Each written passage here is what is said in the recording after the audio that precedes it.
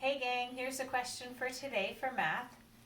All right, Mr. Harris, it's about you since you have been so helpful making pizza for our family during this quarantine. So here it is, Mr. Harris. Mr. Harris likes to make pizza, and this is actually true story. He cuts them into quarters, and this is actually also a true story. So just a quick review, when he cuts them into quarters, that is a fourth, or it's into 4 equal pieces. So the other night he made 5 pizzas. How many pieces would that be? So Mr. Harris made 5 pizzas, cut into quarters. How many pieces would that be?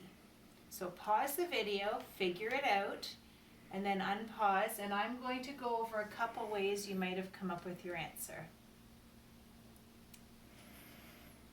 Okay, so here is one way you might have come up with your solution. So a solution is another word for answer. You may have drawn, let me just go like this if I can fit them on.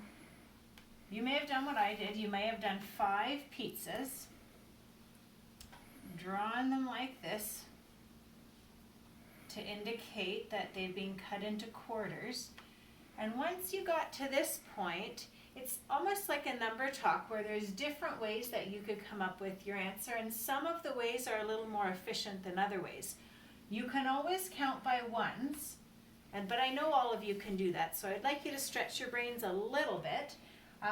Maybe you would count by 2s, because you can see that would be kind of a strategy that makes sense based on the way it's arranged. So it's easy to count by 2s. You could go 2, 4, 6, 8, 10, 12, 14, 16, 18, 20. So that's one way. But I know a lot of us still have trouble with a 14, 16, 18, 20. So here's another way you might do that. Thinking back to what we learned about our doubles facts, we know that 4 and 4 makes an 8, and over here is another 4 and 4. That also makes an 8. And for those of you who practice that doubles knockout game, you might remember that 2 8s, when you add those 2 numbers together, it makes a 16.